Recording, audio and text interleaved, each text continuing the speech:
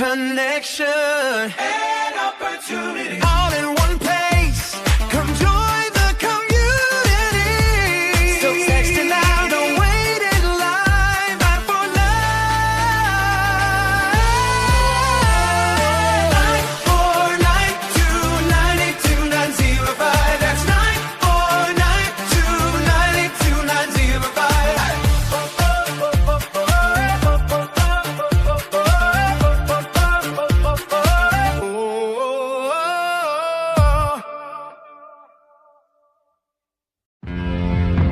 They discovered it, they read it, and they applied it. It's the golden thread that connects the titans of the self-development industry, the source that spawned millions of millionaires, the original blueprint to success. Think and Grow Rich by Napoleon Hill. Think and Grow Rich. Napoleon Hill, Think and Grow Rich. It's a classic. A classic. And I love Think and Grow Rich. I love it. It's right here. I mean, it's one of my favorite books of all time. Think and Grow Rich by Napoleon Hill. This material is what changed my life.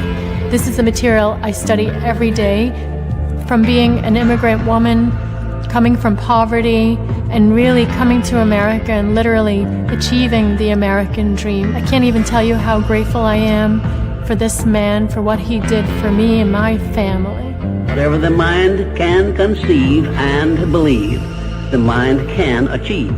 People don't realize is that when we let our ego get in our way, ego is the loss, the fear of loss. So need to be right, the need to be offended, the need to be hurt, fearful. When that trajectory changes, what happens is you continually go the wrong way. So my job as a coach is to say, let's get into the enjoyment of the direct pursuit of my potential. Right? And so when the light went on, it was not about the potential of making money and being an entrepreneur, which is one of my specialties. And I said to him, look, this is an opportunity now to show how great you really are. We can't let the outside voices, right, determine our success.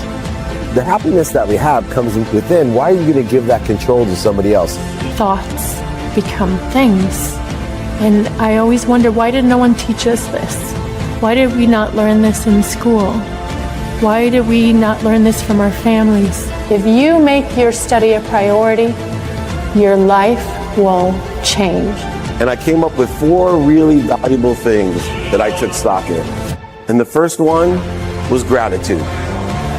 Simple gratitude. Although I grew up with nothing, I was always grateful. Throughout the whole process of consistently, persistently pursuing my potential, I was grateful. It made my past better, my present brighter, and my future even brighter than that. In fact, I tell people all the time, if you want to change your life, change your employee's life, your family life, it's very simple. 2 words, say thank you.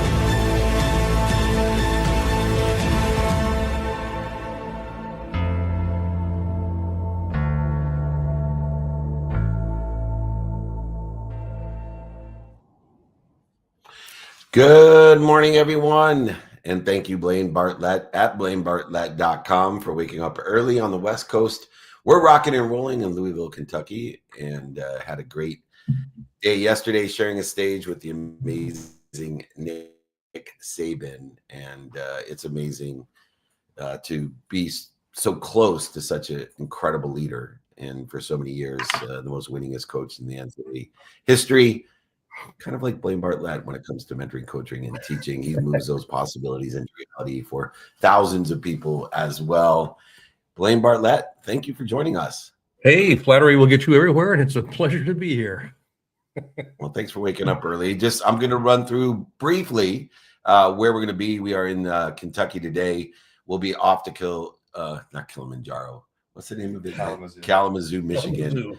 And then San Diego via Chicago.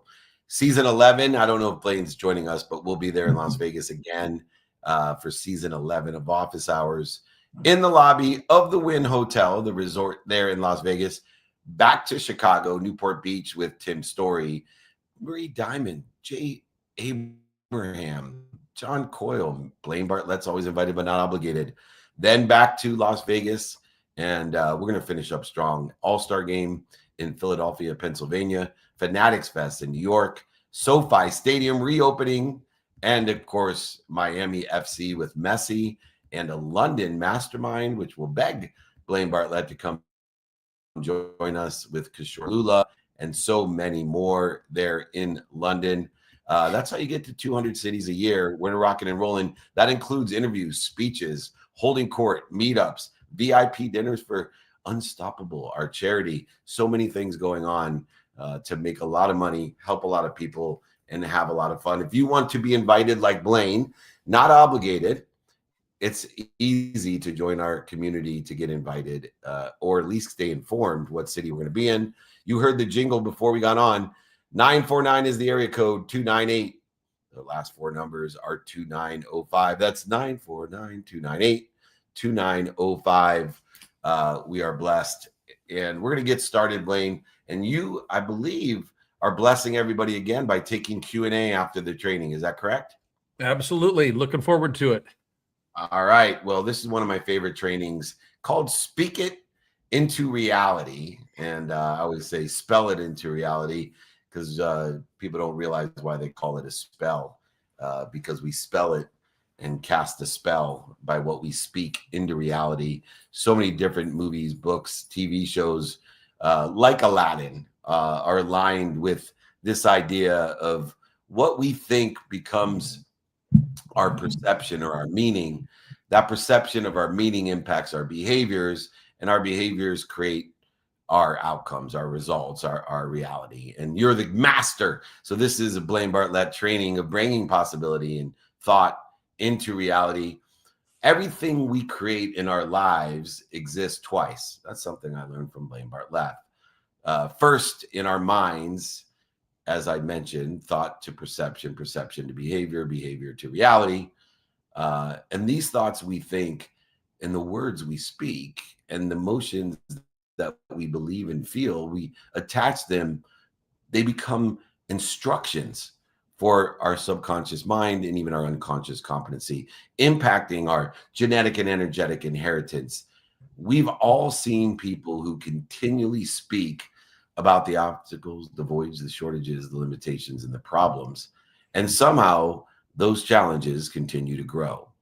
We also have seen people who speak with faith, possibility, and purpose, where opportunities seem to appear everywhere they go. We don't simply experience reality, we actually create it. What we repeatedly say, think, feel, do, and believe become our reality. And coming into lesson number one that I'd like to discuss with Blaine is the lesson of our subconscious mind is always listening. And if anybody would like the exercises and guides from today or my book, remember my email. We will send it, sign it, pay for it, ship it to you, give it to you. David means beloved. At D is my first initial. Meltzer means servant. Let me be your beloved servant. Email me, david@dmeltzer.com. Blaine, whether we're intentional or not, our subconscious mind will provide a consistent, persistent reminder of processing information that is based off of the meaning of the past and the traumas of the past. And they will shape what we say, do, think, feel, and believe, which obviously affects our behaviors, which will affect our outcomes.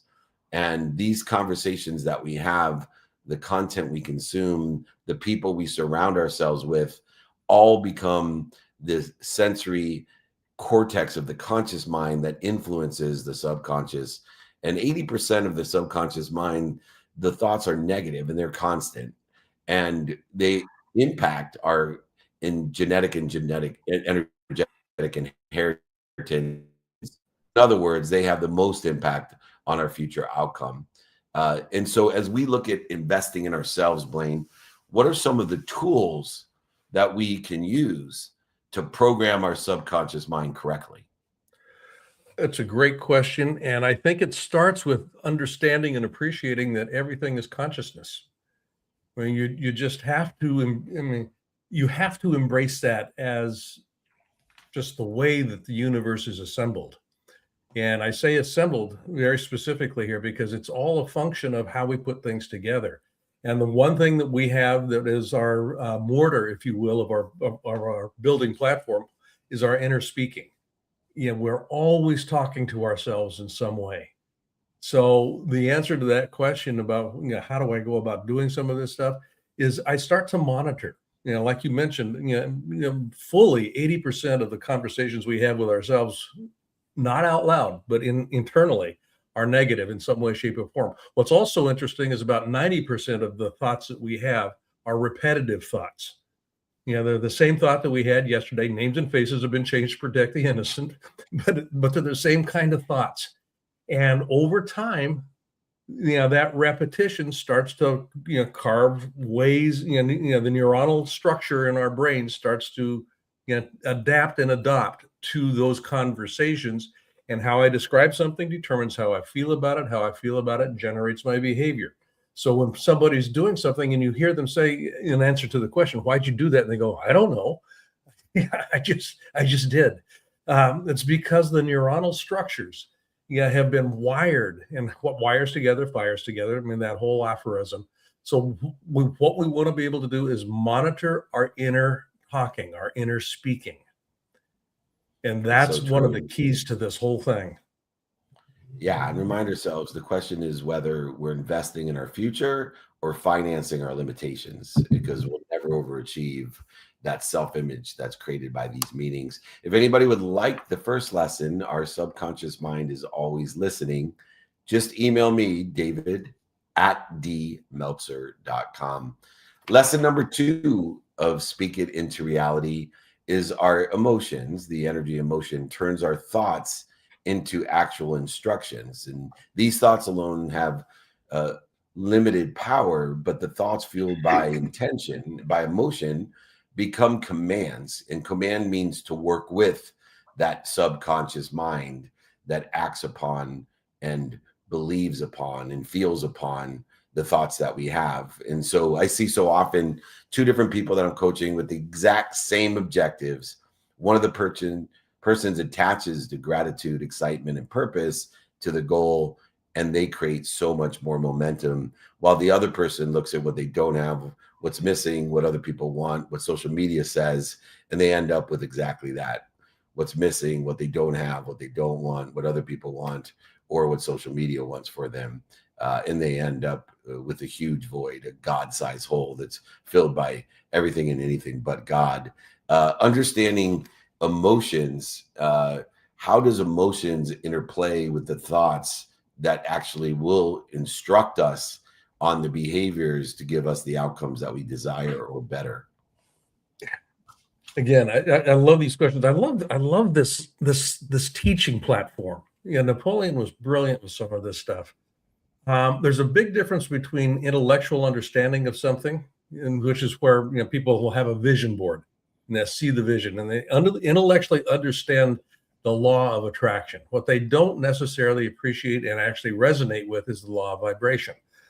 Emotion is energy in motion, and I have to be able to make sure that there is a difference between cognitive understanding and knowing it in my body. That feeling structure.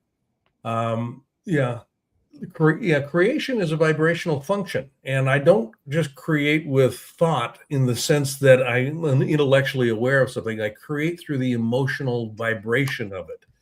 So I have to become resonant with and come from that ideal. So if I look at my vision board, the vision board is out there, and I look at the pictures on it, and it's out there. It has to be in here. It has to be, I have to feel it. I have to breathe it. I have to speak it every waking and unwaking moment. The problem people run into is they look at external reality and they go, yeah, but. And that's where faith comes into play here. Faith is the ability to take a look at the external reality and go, that isn't the reality that I'm organized around. It's that's an illusion as much as the internal is an illusion. I know, which illusion do I want to have in play?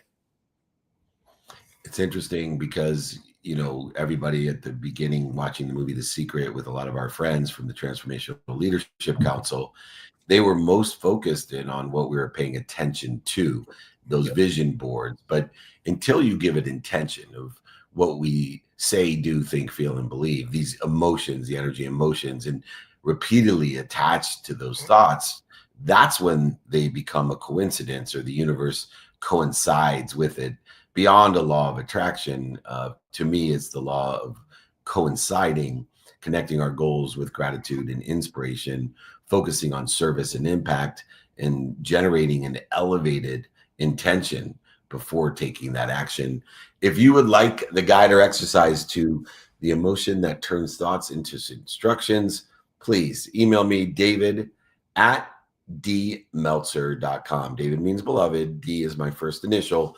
Meltzer means servant. Let me be your beloved servant. David at dmeltzer.com. The third lesson, Blaine, that we're going to discuss today under Speak It Into Reality is this idea of intention and attention. What we focus on expands. So our subconscious mind and our unconscious competency working continuously without our conscious mind as either a witness or not, as a participant or not, or as a immersed entity or not. Our subconscious mind and the unconscious competency that corresponds to it, they respond to what we focus in on and dominate with in our focus. It cannot, the subconscious, not only distinguish between what we want and what we fear, it has no morality. It simply magnifies what receives our intention and attention. And so when we focus in on scarcity, we find evidence of scarcity. When we focus in on opportunity, we begin to see possibilities that you take and make into reality that were always available. We just cleared what was interfering with it. It's the best piece of marriage advice that I ever got is look for what you want in your marriage. Look for what you want in your partner, and you'll get more of that, David. Not a very difficult or complex philosophy, but our attention determines that experience. Why do we find what we look for? You are the master of possibilities into reality. How does the monetization and materialization of focus happen? Simply by repetitively giving and magnifying and paying attention to things. I mean, the short answer on that is imagining creates reality. You mentioned this right at the very beginning. Things are invented two times. One is a thought, and I have an idea. The second is in material form. And it's that imaginal activity. I came across something that Neville Goddard wrote. Events happen because comparatively stable imaginal activity created them. Now, the key on this is comparatively stable imaginal activity, where people get wrapped around the axle and they start getting disillusioned as they're looking and going, well, where's it at? I know I'm imagining it. I can feel it. But it's that inner talking again. It's not here yet. They're thinking that it's supposed to be out there. It's supposed to show up out there. No, it shows up in here first. It has to be in here first. Comparatively stable imagining. It's not about being perfect in my imagining. Comparatively stable over time. This is where the repetition comes in. Comparatively stable over time. I start creating a different neuronal structure in my brain, which how I describe something determines how I feel about it. My feeling structure generates behavior, and I start behaving in concert with that ideal. Yeah, that ideal is putting meaning to that perception created by the thought, and that perception creates the behaviors. Those behaviors then create that reality, which is why it's so important to replace and to be a witness to our consciousness of fear to faith or scarcity to abundance, and focusing on opportunities, not the obstacles. And I think at its core, these are major, simple, focus philosophies that will change everything in your life. Some people call it optimism. It's more than optimism. It is actually how the conscious mind works and how the universe works.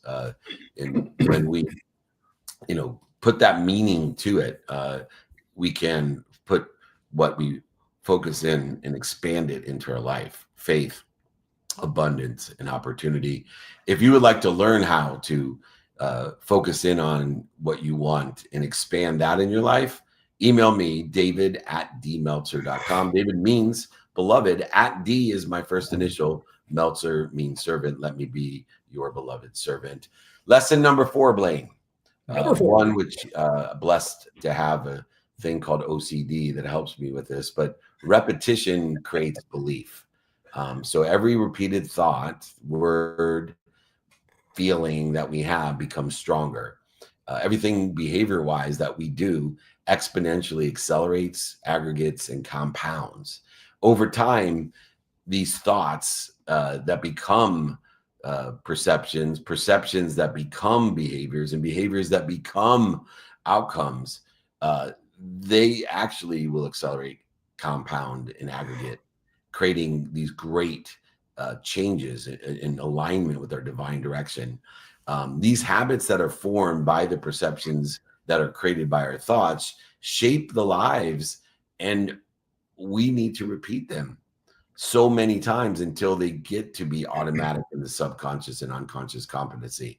Success is not an individual event, it's programming. And this is why coaching, teaching, and mentoring is so important. And you program people as a teacher, coach, and mentor to be successful. What do you do to get them to overcome the conflict with human nature to be repetitive? There's a distinction between success and succeeding. And that's, I mean, if there's nothing more in this lesson, it's that piece right there. Success is the focus on the outcome. Did I get it or not? Succeeding is, what am I doing between now and the realization, the manifestation of that ideal? And it's the succeeding piece that I want to be paying attention to. Am I behaving, thinking, smelling, talking, feeling? I mean, all of these things in concert with that objective.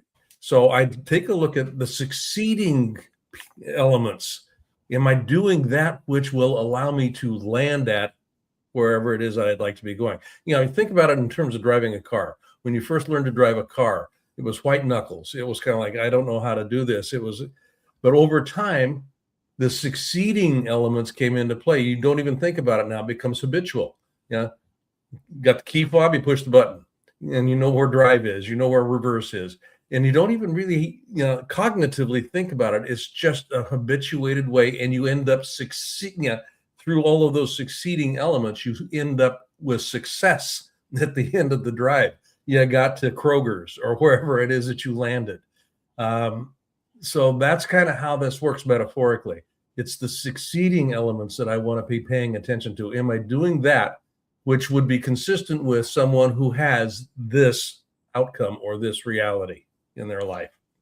Yeah, it's so important to categorize our behaviors, and I do a simple categorization of, is this behavior, whatever it is, do, say, think, feel, or believe, is this behavior aligned with where I want to be or better? Or is this behavior interfering? And you can't go by understanding that, if you do what you feel, then you'll end up feeling like you don't want to go work out, but you want to go for self-pleasure, and you'll end up a mess. We need to be consistent to shift that paradigm in our own feelings, that we are addicted or we want to go work out and we don't want to sleep in and eat bad food or whatever it may be. So it is a absolute proven fact that repetition creates beliefs. These beliefs create the behaviors create the outcomes. So create, whether it be either daily affirmations, say gratitude morning and night, but just reinforce what you do, say, think, feel, and believe through consistent behavior, because it's consistent behavior that accelerates, aggregates, and compounds the divine direction or results that you desire.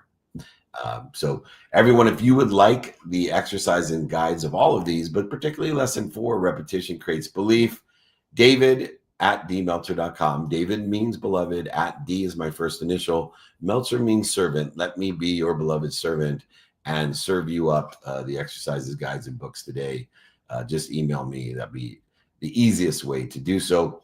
Lesson number 5, Blaine, for us to discuss is, I was talking about spelling and casting spells, speaking our desires into reality. Your tagline is moving possibilities into reality. And part of that is speaking these possibilities into probabilities and probabilities into reality. I always say possibilities are formed when you know what you want in your divine direction of where you want to be and align the meaning of the past with it.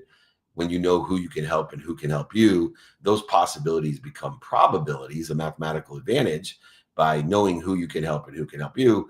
And then knowing how, by utilizing and assigning time of attention and intention, will equal the coinciding or the realities, the monetization or materialization of what you desire. And speaking is a step that occurs after thought, and goals remain very distant when they stay in thought. When we consistently speak them, write them, emotionally connect with them, they now become devotional.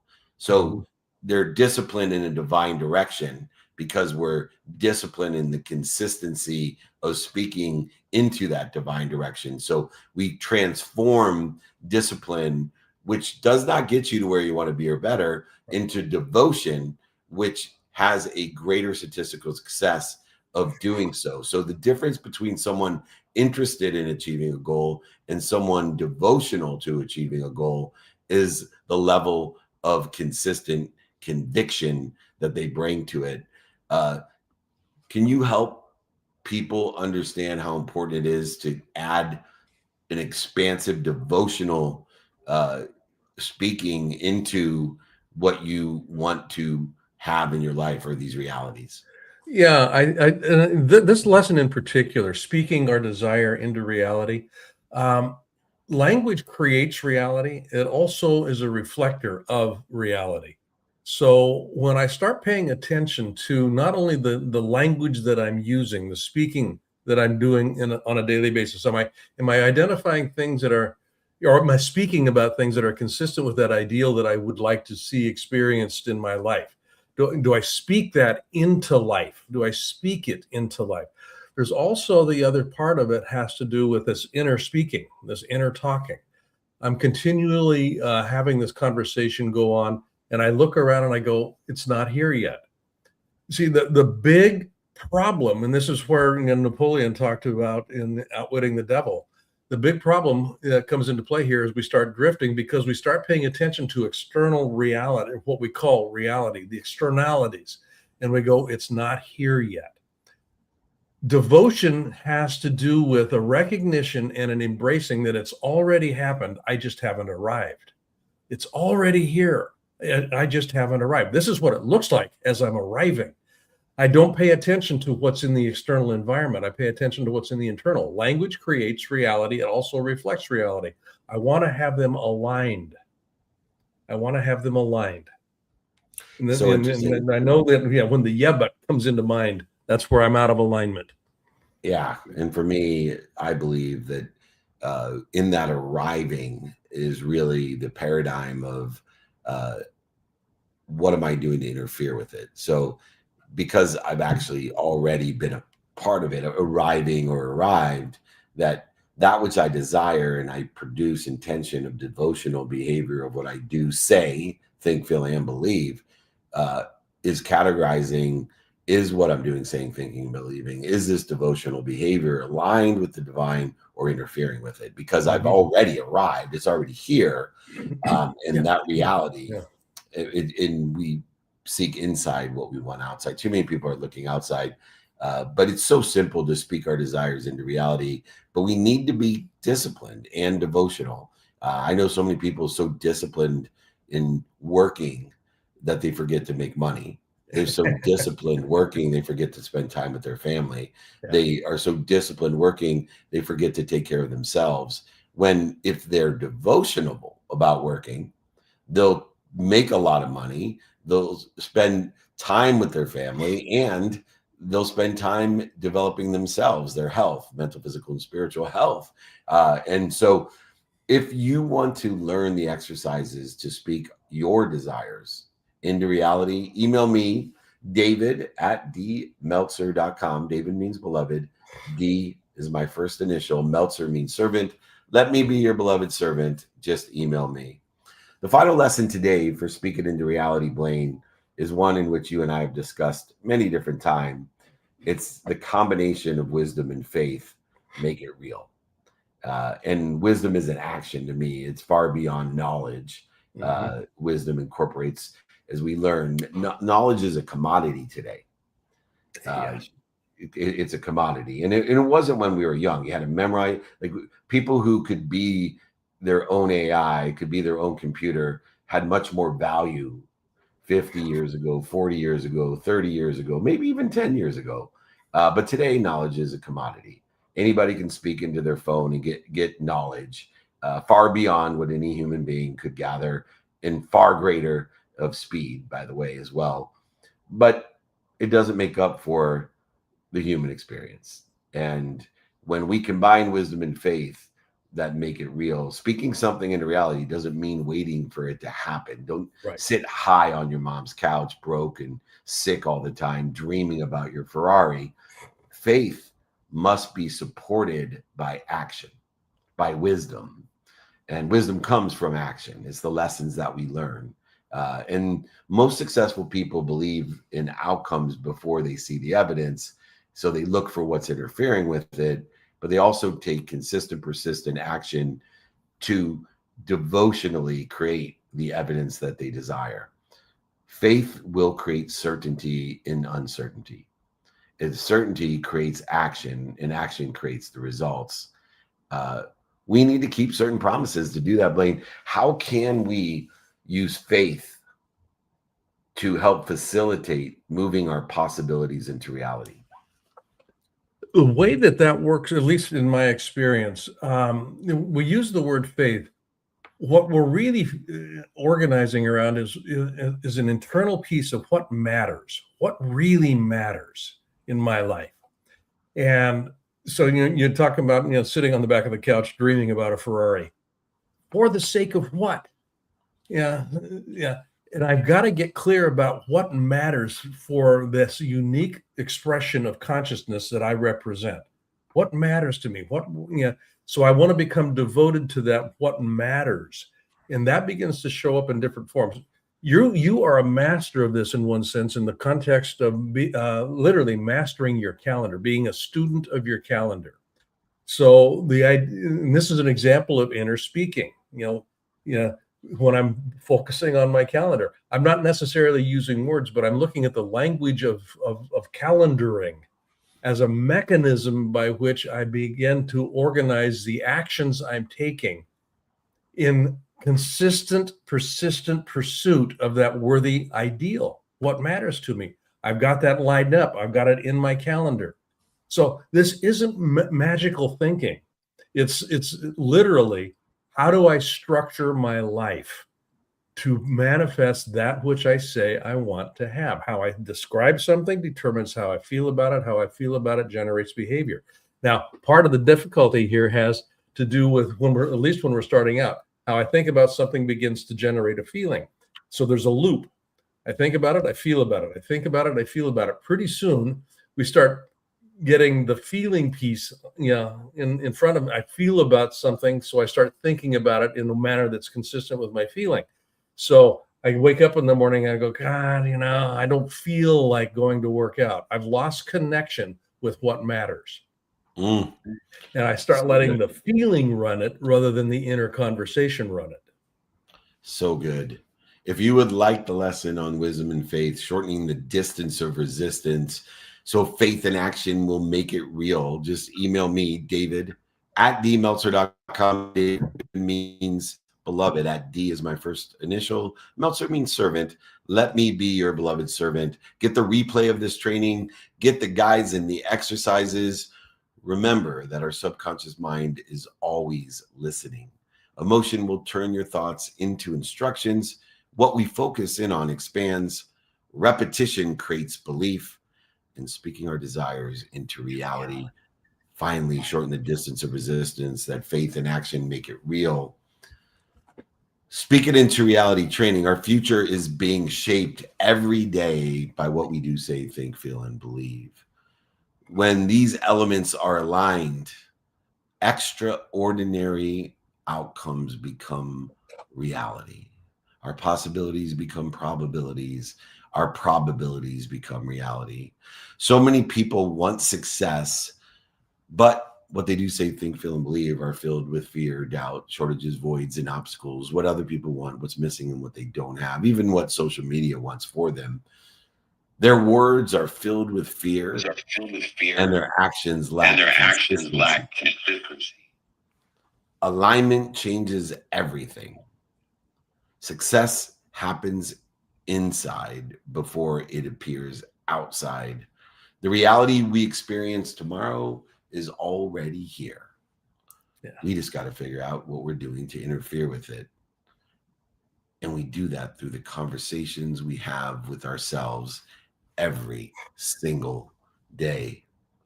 This has been the Speak It Into Reality training. If you'd like, once again, to replay the guides, just email me, David, at dmeltzer.com. I want to say thank you to Blaine Bartlett. I'm off with Nick Saban here at Crash Champions in Louisville, Kentucky. We'll be in Michigan tomorrow, in Kalamazoo, San Diego on Friday, Vegas on Monday and Tuesday, season 11 of Office Hours, Chicago, Newport Beach with Tim Story, Marie Diamond, Jay Abraham, many, many more. Back to Vegas, then the All-Star Game in Philly, Fanatics Fest in New York, SoFi Stadium, see it, the Miami FC with Messi, and then a UK mastermind with Kishore Lula in London. That's how you get to 200 cities. That's a boastful couple weeks, and we are here to be of service and of value. Once again, if you want to stay informed or invited, area code 949, next three numbers 298, last four numbers 2905. That's 949-298-2905. I'm going to hand it off. We are blessed to have my mentor, my coach, my teacher, who has helped me move so many possibilities into reality, Blaine Bartlett. Go to blainebartlett.com. He's here to take Q&A. Mikey, you going to take over, or who's going to host us? Oh, yeah. You got me? Hear me in Clubhouse? What's up, Mikey? Good morning. All right, take it over. Thank you, Blaine. You bet, buddy. Welcome back. Welcome back, Carter. Here we go. All right, before we jump into some Q&A here live, the chat is blowing up. So I'm going to go ahead and jump to the chat first. I'll pull the question up here on screen. So we can address some of these questions here, get some love to the chat, and then we'll jump into some live questions. Sound fair? All righty. All right, perfect. First one here I'm going to pull up on screen here is Paul Brinley. Let me know if you can see that and if we're all good with that first question. Let me see here. Paul, where are you? Paul Brindley. Everyone talks about, talks about taking massive action to achieve your goals. But what do you do when you face massive obstacles or consistent obstacles in a period of time when pursuing your goals? How do you deal with the issue? Paul, that's a great question. And I say it's a great question because it's something that I think everybody will encounter, and everybody, in fact, does encounter at some point in time. Marcus Aurelius, when we think about this in the context of Stoic philosophy, in his book Meditations, which was his private journal, he speaks about the obstacle being the way. And what's interesting about that particular phraseology and that particular point of view is a recognition that the obstacles that I encounter would not be in my experience unless I was on the path to what it was that I said I wanted to have. And you just stop and think about that for just a moment. Yeah, if I'm walking a path, there will be certain things on that path. All the time, there will be certain things on that path. The obstacle that I'm encountering is something that is part of the path. It's not something that's stopping me. It's something that is actually part of the path. And then my role in, think of this in the context of the hero's journey, is to use the obstacle. The obstacle is the way. That ideal that I want to achieve oftentimes will require me learning, doing, or being different than how I was when I first started the journey. So the obstacle actually represents a mechanism by which I learn how to do, be, or think differently, so that I'm actually preparing myself, and I'm actually leveraging the structure of the path that enables me to be successful. Yeah. So I made the point in the formal training period here that there's a difference between success and succeeding. Succeeding has to do with learning what the obstacle is providing for me. What's the lesson? What's the skill? What's the knowledge? What's the, whatever it may be.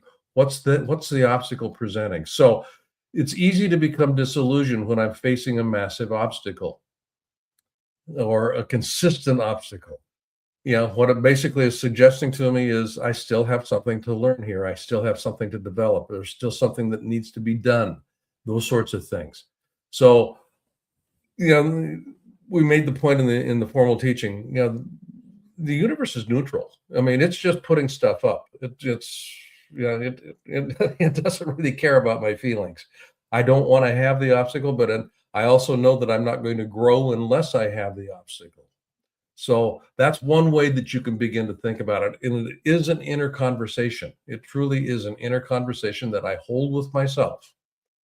And I literally embrace the obstacle and look at it from the perspective of what's here. What's it teaching me? What's it allowing me to become? Or what's it forcing me to become sometimes? Amazing.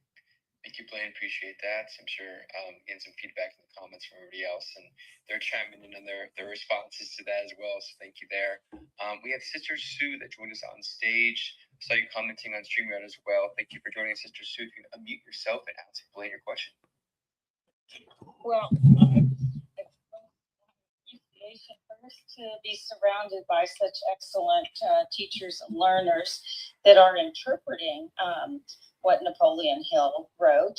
And yes, we seem to need to be outwitting the devil, because the devil is like the wolves in sheep's clothing that have infiltrated the government health and human service sector, the educational health and human sector, and the nonprofits that we used to think we could trust for doing this important faith work, like the teachings of Jesus, and also how it's infiltrated into business with people calling themselves Christians.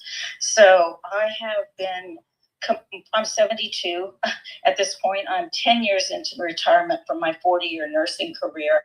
And I loved doing capstone projects because I got to apply the learning of what I was certifying in to what was really applicable in the reality of what I'm seeing for families.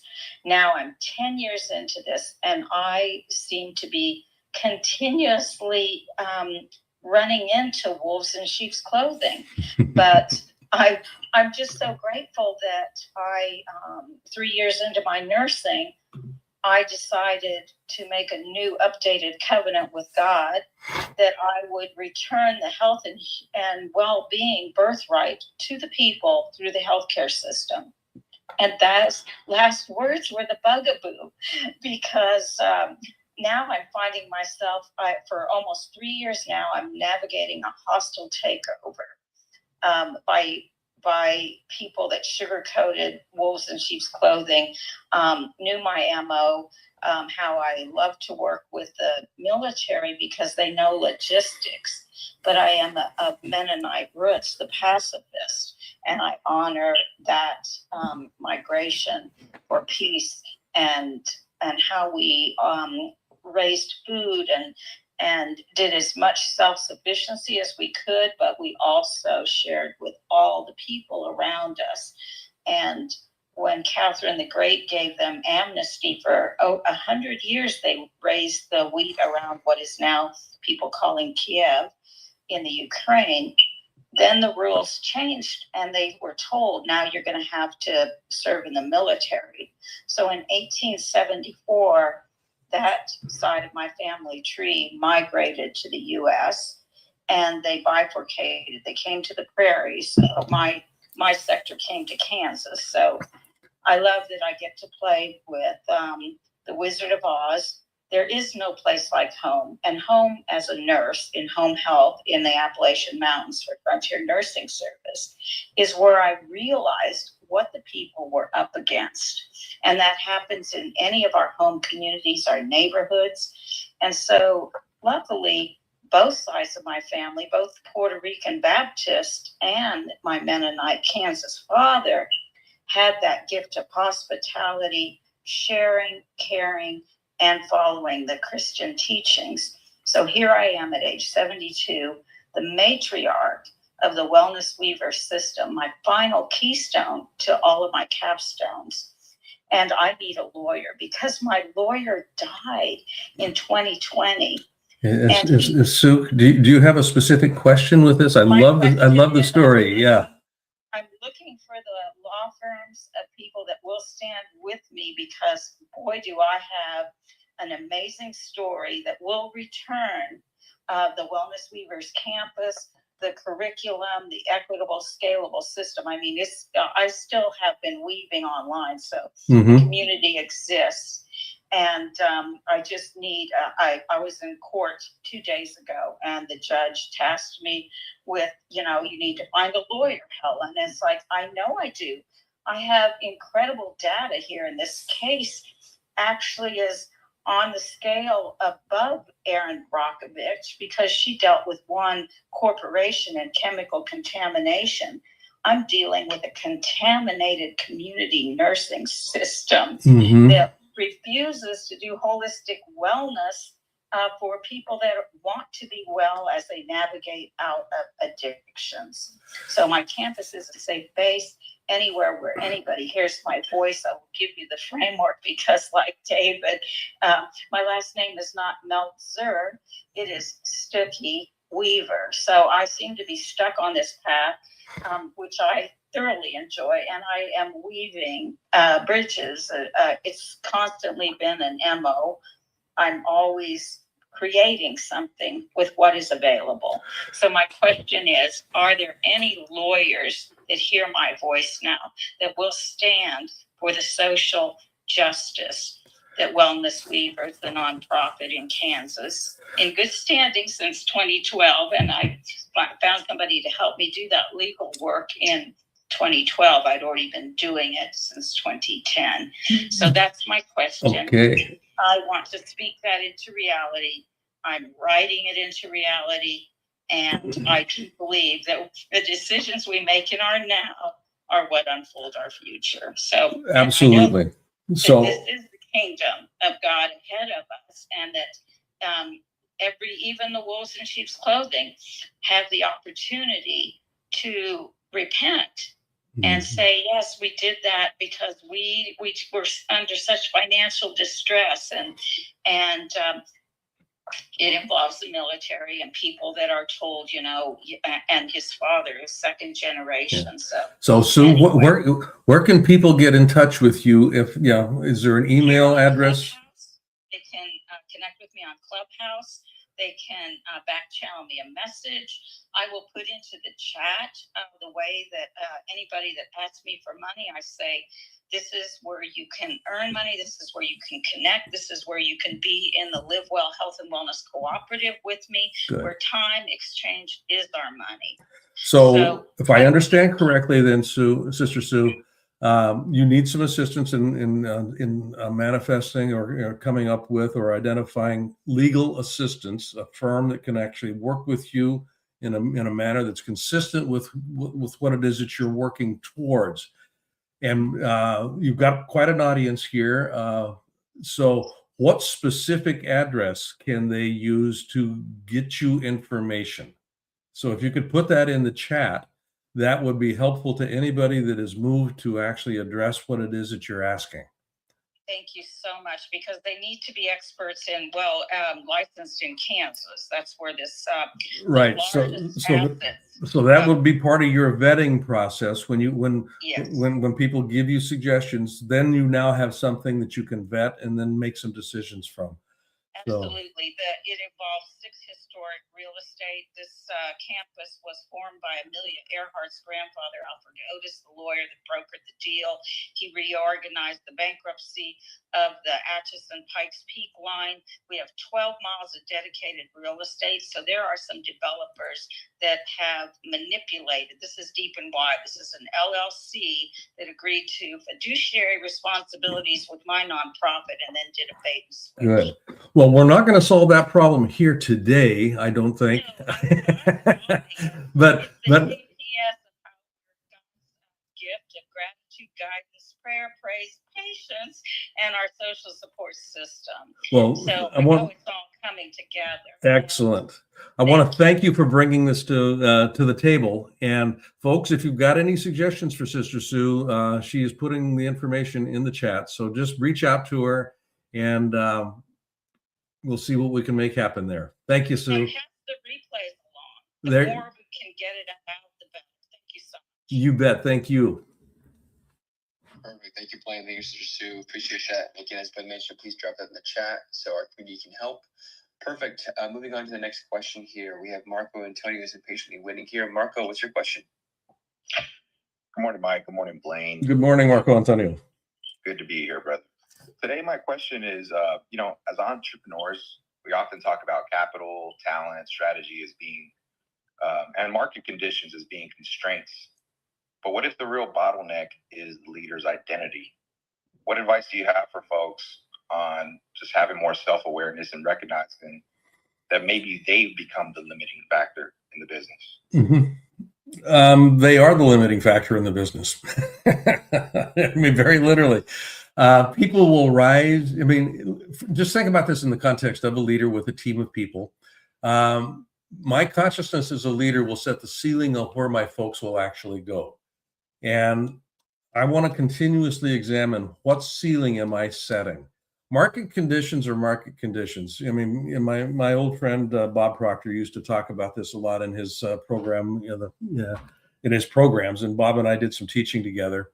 But he would make this point that there were more millionaires made during the Great Depression than any other time in American history up until that point. There were more millionaires in the face of what was a catastrophic, people thought of it as a catastrophic depression era. And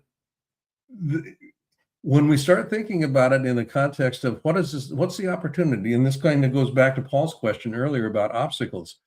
The obstacle would not be present unless we were on the path. And as a leader, I need to be in a position to actually examine how I'm thinking of, acting around, feeling about the quote unquote obstacles that I'm encountering or that we're encountering as an organization. And the market condition is one of those things. It could be an obstacle. It could also, another way of saying that, could be an incredible opportunity to do something a little bit different, to reposition ourselves. There's a lot of different things go on here.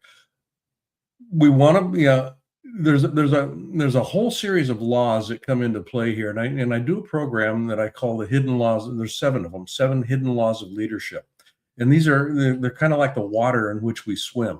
These laws are operational all of the time, and one of the laws that I speak to is something that I call the law of creative constraint.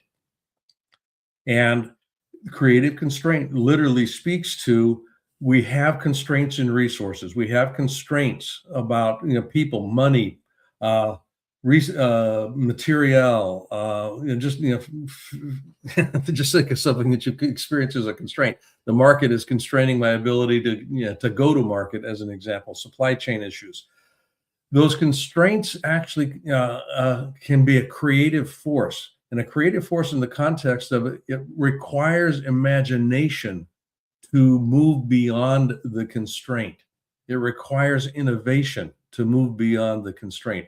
I would not be in a position to be imaginative or creative unless the constraint was actually in place. I mean, the overused metaphor has to do with the pressure that coal actually is under in order to produce a diamond. Yeah, you're not going to get a diamond out of coal unless you have pressure. The same is true with constraints.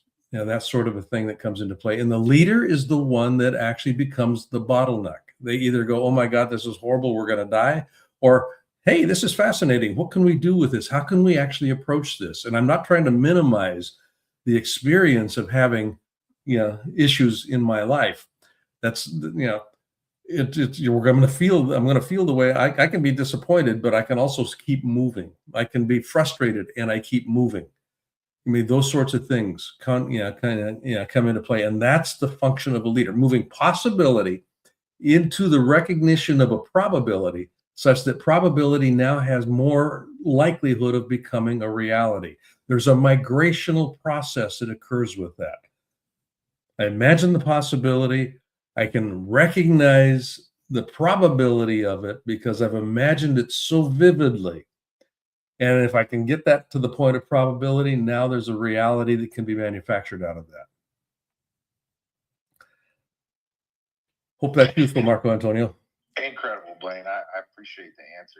The constraint is a blessing and an opportunity for us to improve and get better. I think the thing I took away from here was opposition. The opposition will not be present unless we're on the right path. So thank you, my brother. Appreciate you. Absolutely. Absolutely. You bet, buddy. Perfect. Thank you, Marco, as always. Blaine, moving on we have some more comments and questions coming in inbound on the live stream here. This question is inspired by Farmer Rob. Is how can entrepreneurs stay patient and with slow growth while ensuring their hard work is intentionally leading to profitability? Okay, can you state that one more time? Yep, no problem. How can entrepreneurs stay patient with slow growth while ensuring their hard work is intentionally leading to profitability? Okay. Well, I'm going to Farmer Rob. As a farmer, there's an interesting way that you can begin to organize this. When you plant seeds, you you prepare the field. And I grew up on a farm. You prepare the field, and then you plant the seeds. The seeds have got their own gestational timeline. It's not going to do me any good to stand over them and look down on them and say, "Grow! I've got things to do. You better grow faster. I've got places to be." The seed has got its own gestational timeline. What I need to be able to do as a farmer, I'm tending my field. As a farmer, what I sow and now I'm going to harvest. That gap between sowing and harvesting is the piece where patience, what we're going to call patience, actually comes into play here. What do I do in that gap? Well, what I do in that gap, and this is where success or succeeding comes into play. Success is the harvesting process. Succeeding is what I do in the interim. I water, I fertilize, I keep things moving. I tend to the weeding. I look at what's going to compromise the seed's ability, the plant's ability to flourish and thrive. I start removing the obstacles, that come into play here, or the noise, or whatever it might be that's in place here. The obstacle becomes one way that I begin to actually appreciate the fact that I'm actually tending the field effectively. And if I'm doing this organically without pesticides or anything else, I'm much closer to the earth, and I'm much more connected to that growing cycle. So I'm not looking for artificial ways to do this. I'm looking for ways that I can actually get close to the earth, know what's going on vibrationally with the seeds that I've planted, and then when the harvest is ready to be reaped, I'm in a position to actually appreciate it, celebrate it, and work with it. So there's that dynamic that comes into play. So the universe's timeline is the universe's timeline. Yeah. What my job is to keep connected in a high fidelity sort of a way to what it is that I say I'd like to have, that ideal state. I've got and you can't see this, but one of the books that I've written 6 books. One of the books that David and I actually co-authored was called Compassionate Capitalism, A Journey to the Soul of Business. And it's a different way of looking about how business can be conducted, and using compassion as a major component of it.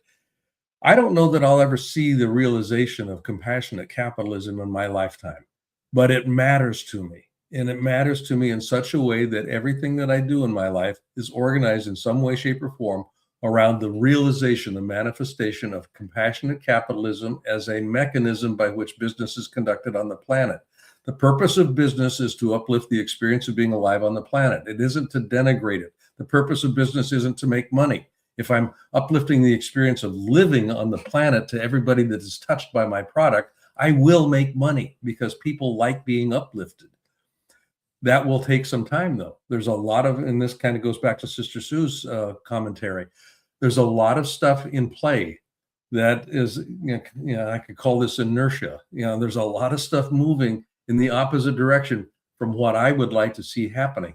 That's just the way it is. So that doesn't mean that it's a sign for me to give up. It means that gestationally, it's going to take time. If I'm really curating, if I'm really nurturing, if I'm really husbanding, if you will, that dream, that ideal, I keep myself focused on that, and my daily actions are consistent with that. And then the harvest will be what the harvest will be when the harvest will be. So that's kind of how that would end up working. Thank you, Blaine. Appreciate that. Looks like we're closing out here. We got time for about one more question. Holly, do you mind closing us out? Absolutely. Hi, Blaine. Hey, Holly. Good to hear your voice again. You as well. Always an incredible training with you. A lot of really powerful takeaways and lessons. And my question for you today is, if you could sit down with yourself 30 years ago, just as you were beginning to understand these principles, what's the one truth you would share that would have saved you the most unnecessary struggle, not in learning them, but in embodying them deeply enough that they became a part of who you are and you really saw that transformation phase in your life? Well, I'd have to go back more than 30 years. The one thing that would probably be useful for me to have embodied back in my 20s, and this is part of this answer has to do with recognizing that there are cycles in life and there are just things that I need to go through in order to get to where I can actually appreciate some things. But one of the things that I'd like to have appreciated much earlier on was the idea of embodying, not just imagining pictorially, but embodying the experience of that ideal. How do I actually go about feeling it into life? In Hamlet, Shakespeare writes about Gloucester out on the moor, and Gloucester's talking, and he's asking, who was Gloucester? I forget exactly who he was speaking with, but the point of it here is he's asked this fellow, who is blind, how do you see? And the fellow who is blind replies, I see feelingly.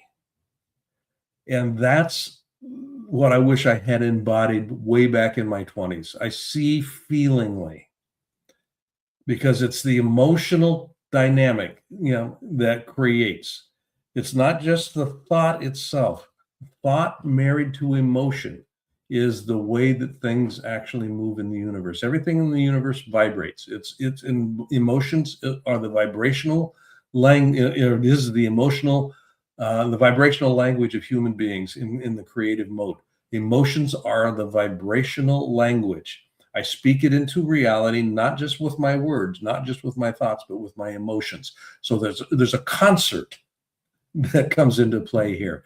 And I am the conductor of that concert. I have basically three instruments that I'm playing with: my thoughts, my feelings, and my actions. I want those three to be in harmony.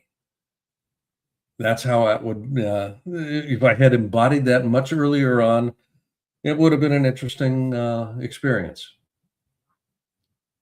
Beautiful. Thank you so much. Great training today. Thank you, Ali. Amazing, Blaine. It is 6:00 a.m. Pacific Standard Time on the dot. We are warming, as Nick would say if he was moderating this. But I appreciate you as always, Blaine. Please share with the community as always where people can find you, get more content, connect with you. Where can they find you? BlaineBartlett.com is the website, and I'm always on LinkedIn in some way, shape, or form. And you can send me an email if you want to my company, info@avatar-resources.com or bbartlett@avatar-resources.com. There you go. And Gigi's got that up on the screen for those of you that are watching. So that's probably the easiest way to get a hold of me. If you've got a question, I'm very happy to respond. Amazing. Thank you, Blaine. Appreciate you always in the Q&A here for the Napoleon Hill Institute training every Wednesday. Thank you, Gigi, for producing as always. Thank you for those that joined, asked the questions. We're engaged with our community. We appreciate you guys. Thank you so much. Gigi, hit it. Close this out. Thank you so much.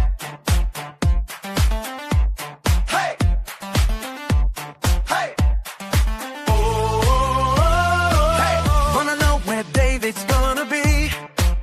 Get invites, updates, and community. When he's in your city, you won't miss a thing. Just text the number, let your phone ring, ring, ring, ring, ring. 949-292-905. That's 949-292-905.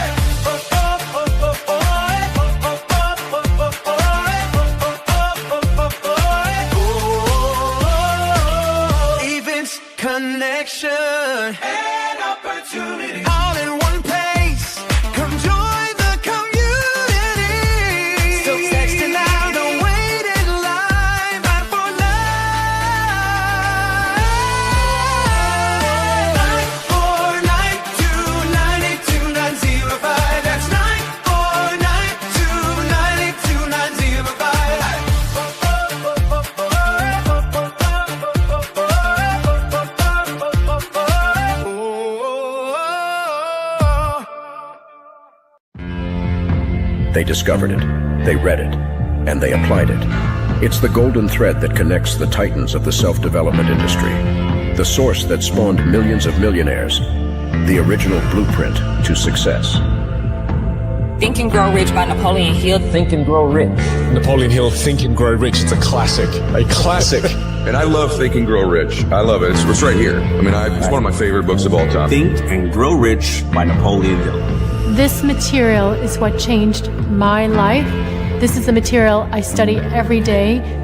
From being an immigrant woman, coming from poverty, and really coming to America and literally achieving the American dream. I can't even tell you how grateful I am for this man, for what he did for me and my family. Whatever the mind can conceive and believe, the mind can achieve. People don't realize is that when we let our ego get in our way, ego is the loss, the fear of loss. So need to be right, the need to be offended, the need to be hurt, fearful. When that trajectory changes, what happens is you continually go the wrong way. So my job as a coach is to say, let's get into the enjoyment of the direct pursuit of my potential. Right? And so when the light went on, it was not about the potential of making money and being an entrepreneur, which is one of my specialties. And I said to him, look, this is an opportunity now to show how great you really are. We can't let the outside voices, right, determine our success. The happiness that we have comes within. Why are you going to give that control to somebody else? Thoughts become things. And I always wonder, why did no one teach us this? Why did we not learn this in school? Why did we not learn this from our families? If you make your study a priority, your life will change. And I came up with 4 really valuable things that I took stock in. And the first one was gratitude. Simple gratitude. Although I grew up with nothing, I was always grateful. Throughout the whole process of consistently, persistently pursuing my potential, I was grateful. It made my past better, my present brighter, and my future even brighter than that. In fact, I tell people all the time, if you want to change your life, change your employee's life, your family life, it's very simple. 2 words, say thank you.